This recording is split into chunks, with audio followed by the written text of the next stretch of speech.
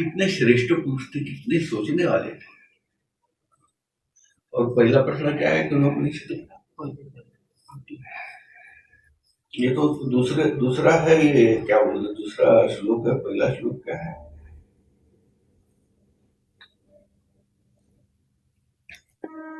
वो जो नमन है वही है क्या?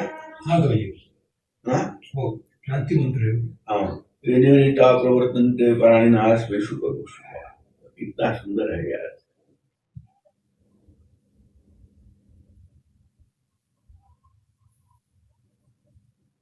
अरे ये तो 2 लाइन जिसको समझ गई वही मुक्त हो गया।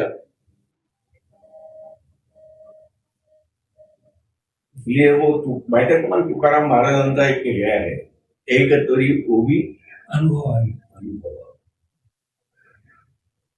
एक शब्द भी इस उपनिषद का है, अनुभव कर लो भैया। इस मनुष्य का जन्म पाए हुए, जन्म जानवर तो नहीं हो, खास थोड़ी खाते हो।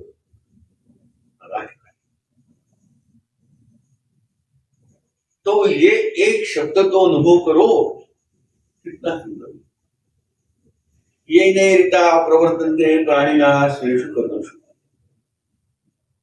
अपने अपने कर्म में सब प्राणी लगे हुए हैं सृष्टि में। इनको किसने कहा कि काम में लग जाओ?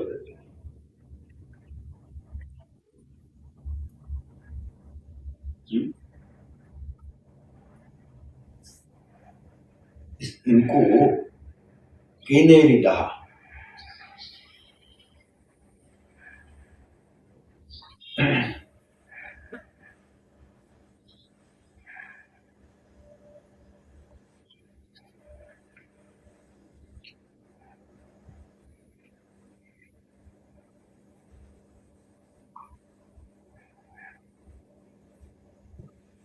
का क्या अर्थ है देखो, किस तरह, किस, कैसे, क्यों और कैसे। प्रवर्तन्ते मतलब प्रवृत्ति होती है, प्रवर्तन्ते मतलब उनकी प्रवृत्ति होती है। किस तरह उनकी प्रवृत्ति होती है, किसकी प्रवृत्ति भाई, क्या तो लिखते हैं, प्राणिनः स्वेषु कर्म। जो जो प्राणी है, कल मैं एक फिल्म देख रहा था, अपना रील देख रहा था, तो वो मेंढक के पेट में से एकदम इतना इतना इतना इतना है ना, जैसे वो अपने ये होते हैं ना, क्या कहते हैं, तुलसी के बीज, क्या बोलते हैं उनको, सब्जा, सब्जा। तो सब्जा जैसे बारीक बारीक बारीक बारीक बारीक बारीक, और सब्जा को अगर पानी में डुबा के रखे तो कैसे बन जाते हैं वो मेंढक के पेट से इतना इतना सब दूध निकल रहा है। और देखते देखते जो है, वो सब्जा का एक गोल रहता है, उसके अंदर काला बीज रहता है, तो काला बीज जो है वो एक आकार धारण कर लेता है, इतना ही। तो वो मेंढक का बिल्कुल सूक्ष्म आकार लंबा वाला धारण कर लेता है, और फिर थोड़ी देर वो मछली जैसा तैरने लगता है, और फिर वो जो है मेंढक बन जाता है। तो ये सब सृष्टि के इतने अनगिनत जीव है, अनगिनत प्राणी है, जो प्राण न करते वो प्राणी, जीवित है वो प्राणी।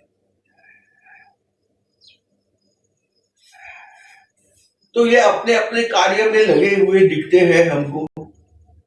कभी हम देखते हैं यहाँ से वो जो है वो क्या जाते हुए, चिटिया जाते हुए दिखते हैं, और कभी कभी वो खेकड़ा लगा मंडा, खेकड़ा ही बोलते हैं, खेकड़ा, केकड़ा केकड़ा ही बोलते, खेकड़े यहाँ से कितने खेकड़े जाते हुए दिखते हैं, और कितने प्राणी, कितने आदमी, कितने कुछ अपने अपने काम में लगे हुए। तो यह जो अपने अपने काम में लगे हुए प्राणी है, तो इस उपनिषद में पहला ही प्रश्न है, एनेरिता, किस तरह, क्यों, प्रवर्तन्ते प्राणिनः स्वेषु कर्मसु, स्वेषु अपने अपने अपने अपने कर्म में लग जाते हैं। ये महाराज अपने कर्म में लगे, आप अपने कर्म में लगे, सुबह उठ के आप अपने कर्म में लगे, सब मालूम में जाएगा उसके बारे में क्या है, वहाँ चाय पीना है, वहाँ कैसा करना, वो करना, वो करना है। आदमी को, पशु को, स्त्री को, सबको सबको सबको। तो इन्होंने ये बोला है कि वह जो है जिसके कारण यह सभी सृष्टि के जीव अपने अपने कर्म से, कर्म में जो है वो लग जाते हैं, कर्म में लिप्त हो जाते हैं, कर्म का जो है कर्म मतलब कर्म करने लगते हैं। वो कौन है? तो फिर लिखा हुआ है तम वंदे परमात्मानम, बस वो परमात्मा ही है, वो दूसरा कौन है? जो अपने अपने काम में सबको लगा देता है। क्या भैया काम करो, उठो, भागो, तैयार हो जाओ, सोचो क्या काम करना है, अपने काम में कोई नहीं करो। तो ये सब करवाने वाला कौन है? परमात्मा। तम वंदे, उस परमात्मा को मैं नमन करता हूं। तम वंदे परमात्मानम स्वात्मानम सर्वदेहिनाम, दूसरा कोई नहीं है, वो मेरी आत्मा ही है। सब सृष्टि को अपने अपने कार्य में प्रवृत्त करने वाला वह परमात्मा और दूसरा कोई नहीं है, वह मेरी आत्मा ही है। स्वात्मानम सर्वदेहिनाम, वही मेरी आत्मा है जो सर्वदेहों में, सर्व शरीरों में, सर्व जीवों में समान तरीके से जो है वह स्थित है। देहिनाम, सब देहों में, स्वात्मानम, स्वात्मानम मेरी आत्मा, स्वात्मा, और वह सभी देहों में, सभी जीवों में मेरी आत्मा ही स्थित है। और वह कौन है?